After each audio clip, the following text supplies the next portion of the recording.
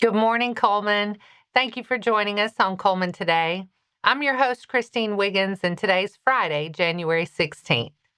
Coming up on Cullman Today, a Smith Lake annexation repeal bill just cleared the Alabama Senate unanimously, and it's now headed to the House. Plus, the 2026 ballot is taking shape. 3 local candidates have formally entered various races, with the May primary coming up fast. And Bosom Buddies is warning donors about unauthorized fundraisers using its name, what to watch for before you give. All of this plus sports, weather, and more. Now let's take a closer look at the top stories happening in Cullman today. Legislation to repeal the Smith Lake annexation law cleared the Alabama Senate Thursday morning with unanimous support. Senate Bill 12, sponsored by Senator Garland Gudger, passed on a 34-0 vote with no abstentions, according to the Senate roll call. The bill would repeal a 2025 act tied to the Smith Lake Development Framework. The move follows months of local debate over SB 322, the 2025 measure that drew criticism from county officials and residents over annexation authority and local control. Thursday's vote came on the third legislative day of the 2026 regular session, and every senator present voted in favor. With Senate approval secured, SB 12 now heads to the Alabama House of Representatives and is expected to be taken up next week. If the House passes the bill, it would be sent to the governor for consideration. 3 candidates with local ties have officially qualified for the 2026 races, including statewide and county contests. Jeremy Oden of the Vinemont-Eva area has qualified to seek re-election to the Alabama Public Service Commission, Place 1. A former state representative, Oden, has been elected statewide multiple times and has held leadership roles with national utility regulation organizations. Law enforcement veteran Tim Creel has also qualified for the Republican primary for Cullman County Sheriff. Creel says his campaign will prioritize protecting children, rebuilding specialized investigative capacity for crimes against children, and taking a more strategic approach to illegal drugs by targeting traffickers and criminal networks. In state politics, Cullman County's James R. Bowling, who goes by JR, has qualified to run for Alabama Senate District 4. Bowling, a manufacturing plant manager and longtime volunteer firefighter, is campaigning on smaller government and lower taxes, along with proposals that include expanding mental health access and crisis response, family court reform, increased transparency, and changes to the 2019 gas tax to direct more road funding back to the counties where it is generated. The Republican primary election is Tuesday, May 19th. A runoff, if needed, is Tuesday, June 16th. And the general election is Tuesday, November 3rd. The Cullman County Bosom Buddies Foundation is warning residents about fraudulent and unauthorized use of its name following reports of misleading fundraising activity circulating in the community. In a public service announcement, the nonprofit said no individual, business, group, or organization is permitted to use the names Cullman County Bosom Buddies Foundation Incorporated, CCBBF, or Bosom Buddies for any fundraiser, promotion, event, or solicitation of donations without prior written authorization from the foundation's board of directors. The organization says any effort claiming to benefit Bosom Buddies without written board approval is not affiliated with, endorsed by, or authorized by the foundation and may be misleading to the public. Bosom Buddies urged community members to verify any fundraiser through its official channels before donating, saying transparency is critical to maintaining public trust and ensuring contributions reach the people they are intended to help. The Cullman County Bosom Buddy Foundation provides need-based assistance to Cullman County residents undergoing cancer treatment, helping cover everyday living expenses such as utility bills, food cards, and transportation, with payments made directly on behalf of patients. Assistance is available regardless of cancer type or where treatment is received. If you have questions, call 256-737-2588 or email ccbbfinc@gmail.com. And as we head into the weekend, just a reminder that Cullman municipal offices and Cullman County offices, including the Revenue Commissioner's office, will be closed Monday, January 19th, in observation of Martin Luther King Jr. Day. The city says there will be no delays to residential or commercial sanitation pickup schedules, and normal office hours will resume Tuesday, January 20th. And that's all for our top stories this morning. Coming up, Fairview football is honoring its past with a new timeline wall. 62 years of Aggie history now on display in the field house. Sports is next.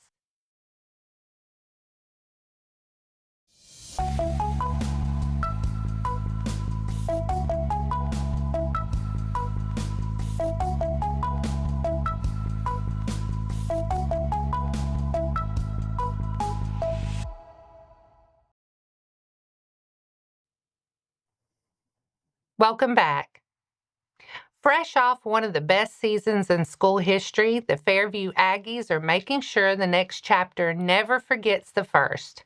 Fairview went 10-0 in the regular season in 2025, reached the third round of the Class 5A playoffs, and dropped a tight game to Scottsboro. The run also capped head coach George Redding's 19th season and made him the winningest coach in Fairview and Cullman County history. Inside the Aggies field house, that success now sits alongside a growing tribute to the program's roots. Visitors already pass a photo wall of defining players, coaches, and moments, plus a legacy wall listing team and individual achievements.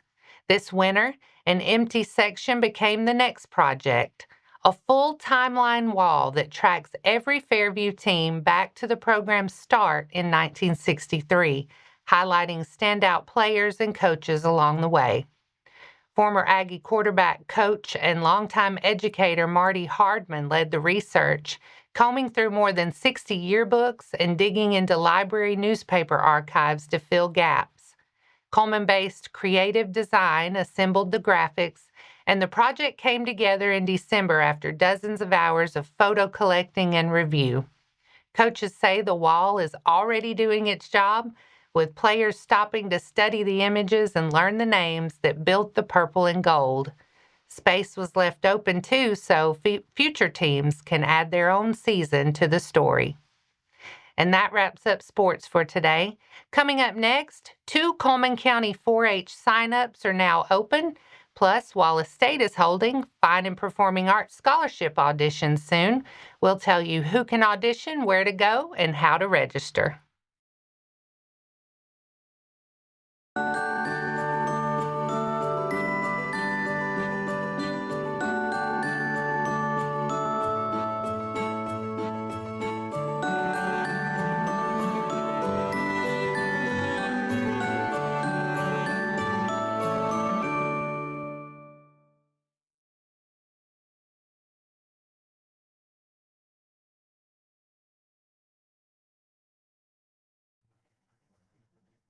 Welcome back. Now it's time to speed things up with a news rundown. 4 stories in under 4 minutes. The Alabama Conservation District Employees Association is accepting applications for its annual scholarship program, offering 6 $1,000 scholarships to Alabama high school seniors who plan to start college in summer or fall of this year. 1 scholarship will be awarded in each of the association's 6 areas. Cullman County is part of a 12-county region that will select 1 student. The scholarships can be used at any accredited college. The program recognizes seniors who show leadership, involvement in school or community activities, and an interest in conservation, agriculture, or environmental stewardship. Applicants must be U.S. citizens, Alabama residents, and current high school seniors, and financial need will be considered. The application deadline is Thursday, March 12th. Applications can be emailed or mailed to the Cullman County Conservation District. Wallace State Community College is inviting area performers to audition for Fine and Performing Arts scholarships this spring. Scholarship auditions are set for Friday, February 6th and Friday, March 6th from 8 a.m. until noon at the Borough Center for the Fine and Performing Arts. Wallace State says auditions are open to a wide range of talent, including musicians, singers, dancers, and actors, with opportunities to perform in campus ensembles. Scholarships are available for qualifying students, and organizers encourage anyone interested in performing arts to take part. To register and get full audition details, scan the QR code or visit wallacestate.edu/FPA. Cullman County 4-H is taking sign-ups for 2 upcoming youth programs, the 2026 Outdoor Adventure Club and this summer's 4-H camp session. The Outdoor Adventure Club is open to Cullman County youth ages 12 to 18 and will feature 6 monthly adventures from February through July, including hiking, kayaking, and camping. The club fee is $60 and space is limited. To sign up, email cullman4h@aces.edu by Friday, February 6th. Summer camp registration is also open for Cullman County 4-H. The Cullman session is set for June 24th through June 26th at the Alabama 4-H Center in Columbiana. Camp is for ages 9 to 13. Cost is $175 and transportation will be provided. Registration for the Cullman camp session is in-person only, first come, first served until full, and spots are secured once payment is received. Families can register at the Cullman County Extension Office at 402 Arnold Street Northeast, Suite G1 in Cullman. Pre-applications are now open for the Cullman Housing Authority's public housing wait list. And Executive Director Markeisha Griffin is urging anyone who needs housing to apply. Griffin says there is no set timeline for how long applicants may wait, since it depends on unit availability and the number of people already on the list. Pre-applications are designed to move faster because applicants do not have to submit all required documents up front. The Housing Authority also encourages applicants to consider joining multiple wait lists, including the local public housing list and the voucher wait list, as well as lists in other cities. Online pre-applications are available at cullmanha.com.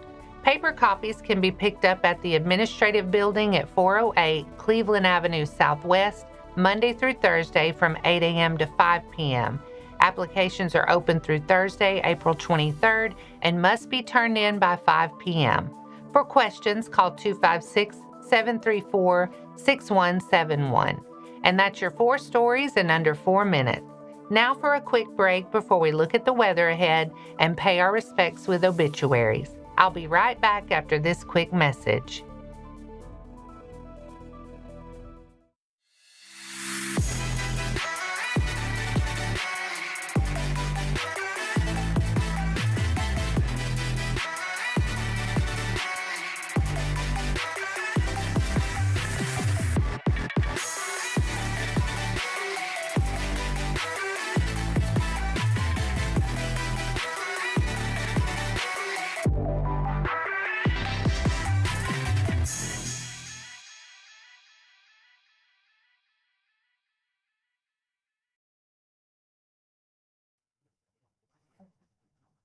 Let's take a moment to pause and remember those who have lost their lives this week.